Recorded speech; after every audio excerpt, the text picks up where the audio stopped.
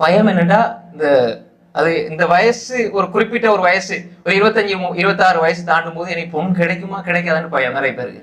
அதால கிடைக்கிற யாரையாவது முடிச்சிருவங்க தான் இல்ல. ஏன் நம்ம திருமணம் முடிக்கிறதுல ஒரு அடிப்படை இருக்கு, அது அடுத்து சொல்லலாம். அப்ப கிடைச்சதெல்லாம் முடிச்சிருவோம், யாராவது ஒரு ஆள் முடிச்சிடணும். ஏன்னா நமக்கு இப்படி பின்னுக்கு போக போக அம்மாமாரும் பாப்பாமாரும் கணக்கெடுக்க மாட்டாங்க, கடைசியில ஒரு பொண்ணும் கிடைக்காது. நம்ம கல்யாணம் முடிக்கிறீங்கன்னு சொல்லி இந்த 90ல வந்து அப்படி சொல்லுவாங்க. அது அப்படி இல்ல, 90 கிட்ஸ் சொல்லுவாங்க. அப்ப அப்படி ஒரு பிரச்சனை இருக்குது. அது ஒரு வயல நானும் பார்த்த வயல அப்படி சரியான மாதிரி தான் இருக்குது. ஆனா அதுக்கு முயற்சி செய்யணும். பாதிக்கப்படணும் சிரிக்கிறாங்க. அதுக்கு முயற்சி செய்யணும். ஆனா அப்படியெல்லாம் ஒன்றும் இல்லை, நம்பரை வச்சோ இலக்கத்தை வச்சோ இல்ல. ஆனா ரொம்ப அது பாதிக்கப்பட்ட மாதிரி எனக்கு விளங்குது கருத்துக்கள். ஏன்னா எனக்கு மெசேஜ் ஒண்ணு வரும், இந்த இப்படிதான் நான் 92ல பிறந்தனால எனக்கு கல்யாணம் மாவட்டக்கு துவா ஏதாவது இருக்கிறாண்டு. உண்மையா சொல்றேன், ஆம்பளை பொம்பளை பிள்ளைகள் இந்த துவா கேட்டு நான் படுற பாடு. அது சரியான துவா வேணுமா கல்யாணம் முடிக்கிறதுக்கு. அடுத்தது திருமணம் பேசி போனா செட் ஆகுது, அதுக்கு ஏதாவது துவா இருக்கிறாண்டு. அப்ப இப்படியான விஷயங்கள் இருக்கு. அப்ப என்னன்னு சொன்னா இந்த கிடைக்கிறவங்களை முடிக்கிறது நல்ல மார்க்கம். அடுத்தது அதுல இன்னொரு பிரச்சனை என்ன தெரியுமா, உளவியல் ரீதியாக ஒரு பிரச்சனை இருக்குது.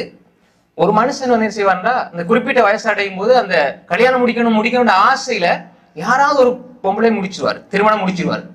கல்யாணத்தை பத்தி எந்த அறிவும் இருக்காது, ஒரு பெரிய ஒரு நாலேஜ் ஒன்றுமே இருக்காது. திருமணம் முடிக்கிறது, அதனுடைய உளவியல் தாக்கங்கள், அது பற்றி உள்ள கணவன் கடமை, மனைவியிட கடமை, திருமணத்துக்கு பிறகு உள்ள வாழ்க்கை எப்படி இருக்கணும், அப்படி இதை பத்தி அறிவே இருக்காது. ஆனா அவர் திருமணம் முடிச்சிருவார். இப்ப ஒரு 2-3 மாசத்துல என்ன நடக்கும் என்றால், இவர் திருமணம் முடிச்சு ஒரு 2-3 மாசத்துல அவர் உண்மையான அவருடைய தன்மை வெளிப்படும். எப்படி வெளிப்படும் என்றால், அந்த குறித்த மனைவியை பத்தி அவருக்கு அதிருப்தி ஏற்படும். ஆள் மனதில் அவருக்கு ஒரு கற்பனை இருக்குதானே, நான் முடிச்ச என்ன மாதிரி ஒரு பொண்ணத்தான் முடிக்கணும் ஒரு கற்பனை இருக்குதானே, அந்த ஆழ்மன பதிவின் அடிப்படையில் வேறு ஒருத்தையே தேடுவார், நாடுவார். புரியுதா உங்களுக்கு நான் சொல்றது? அதாவது கிடைக்கிறவங்களை முடிக்கிற ரசூல் ஸல்லல்லாஹு அலைஹி வஸல்லம் சொன்னாங்க தானே, அதாவது ஒரு பெண் 4 நோக்கத்துக்காக திருமணம் முடிக்கப்படுகிறாள், அவருடைய பொருளாதாரத்துக்காக, குலங்கோத்திரத்துக்காக, அழகுக்காக சொல்லி போற ரசூல் ஸல்லல்லாஹு அலைஹி வஸல்லம் சொன்னாங்க, ஃபதஃபர் பிதாத்தி தீன், மார்க்கப்பட்டுள்ள பெண்ணை நீ திருமணம் முடிச்சுக்கொண்டு சொன்னாங்க தான் ரசூல் ஸல்லல்லாஹு அலைஹி வஸல்லம். இன்றைக்கு பெண் பார்க்கின்ற பொழுது, இந்த பொம்பளைகள் அதாவது மனைவியை தேடுகின்ற பொழுது வீட்டுல அதிகமான இல்ல மாஷா அல்லாஹ் அதிகமானவங்க யாரை தேடுறது, அவர்கிட்ட நல்ல வசதி இருக்குதா, அழகு இருக்குதா, முதலாவது வசதியை பார்ப்பாங்க. சிலவங்க அழகா பார்ப்பாங்க, சிலவங்க நல்ல குடும்பத்தை பார்ப்பாங்க. ஆனா மார்க்கம் 4ஆவது பாக்குறாங்க. ரசூலுல்லாஹ் முதலாவது பார்க்க சொன்னது 4ஆவது பார்க்கப்படுது. இப்ப இதை எப்படி நீங்க பாத்தீங்கன்னா, இதுல முதலாவது பாருங்க. இப்ப உதாரணமாக ஒரு பெண் அழகும் இருக்குது, மார்க்கம் இருக்குது, எல்லாம் இருக்குதுன்னா அது 100 400, அதுல எந்த மாற்று கருத்தும் கிடையாது. மார்க்கம் இருக்குது, அழகு இல்லைன்னா மார்க்கம் உள்ளவனத்தை முதன்மைப்படுத்தணும். மார்க்கம் இருக்குது, பணம் இருக்குது, மார்க்கம் இருக்குது, அல்ஹம்துலில்லாஹ். இப்ப மார்க்கமே இல்ல, அழகு, பணம், அறிவு எல்லாம் இருக்குது.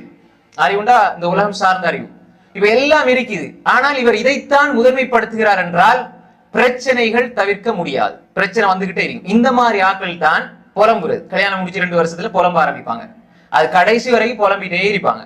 விளங்குதா? இந்த தீன் உள்ள பெண்ணை நீங்க திருமணம் முடிச்சீங்கன்னா கடைசி வரைக்கு உங்களுக்கு உதவியாக இருப்பார்கள்.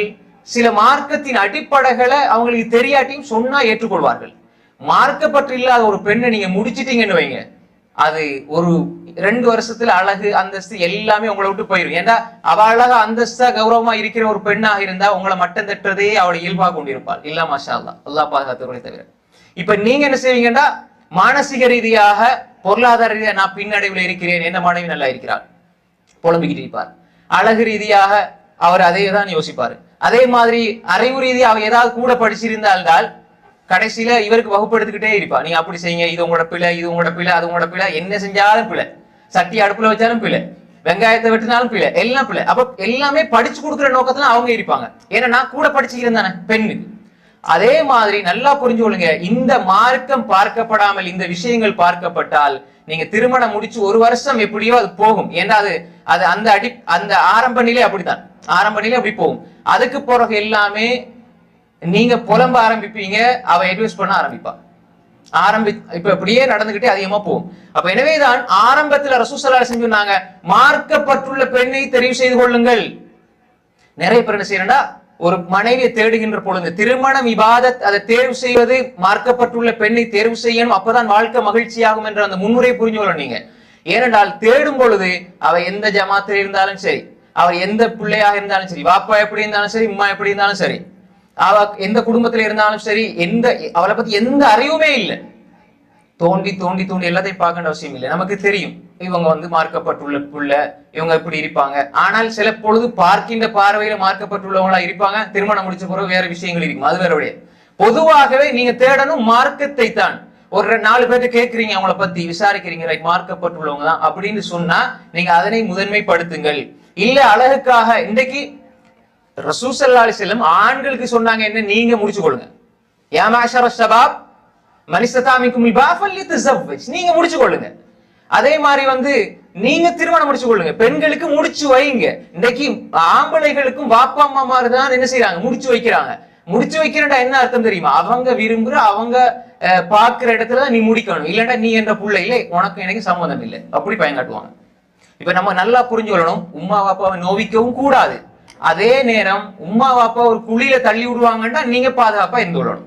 நிறைய பேர் என்ன செய்யறால், அவங்க உழைச்சி சம்பாதிக்கிறதுக்கு முன்னுக்கு திருமணம், ரைட், எனக்கு ஜொப் கிடைச்சிரும், வேலை கிடைச்சிரும், நீங்க திருமணம் முடிச்சு வைங்கன்னு சொல்லுவாங்க.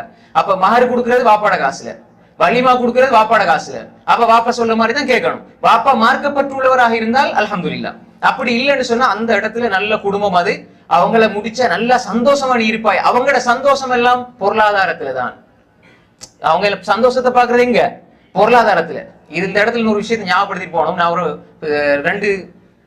ஒரு மாசத்துக்கு முன்னாடி ஒரு பயன் பண்ணும்பொழுது, இந்த பேர்தே கொண்டாடுறது தானே, பிறந்த நாள் கொண்டாடுறது, அதுல கொண்டாடுற வீடுகள்ல ரசூல்லா மதிக்காம இப்படி செய்யறாங்க, வீட்டுல பரக்கத்து இருக்காது அந்த வீட்டுல அப்படின்னு பேசினேன்.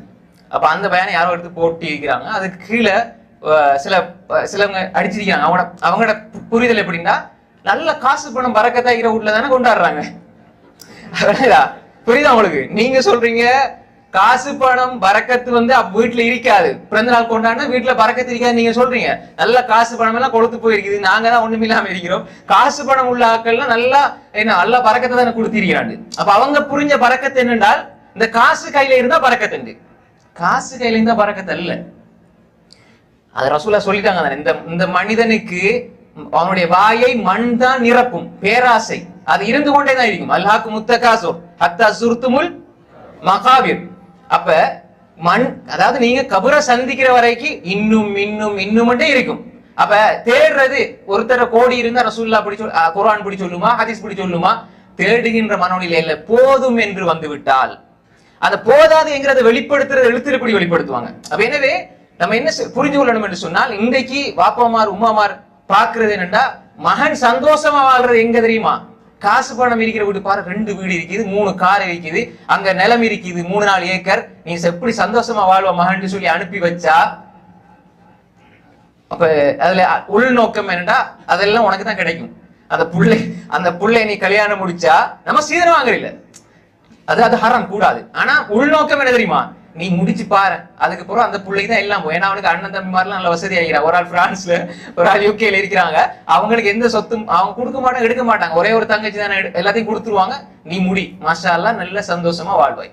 அவங்க பாக்குற சந்தோஷம் நிம்மதி எதுல பாக்குறாங்க, காசு. காரூன்ட்ட காசு இருந்தது, சந்தோஷத்தை வாங்கினா காரூன். ஃபிரௌன் சொன்னா அனரப்புக்கும் இல்லாத சந்தோஷம் கிடைக்குதா? சொந்த மனைவி கூட என்ன சொன்னா, அந்த மாளிகை எனக்கு தேவையில்லை, அல்லாஹ் சொர்க்கத்துல எனக்கு வீடுதாண்டு. சொந்த மனைவி எந்த கடலை எந்த ஆற பார்த்து அவன் சொன்னா எந்த கட்டளையில ஓடுதுன்னு அதுக்குள்ளே எல்லாம் அழிச்சான்.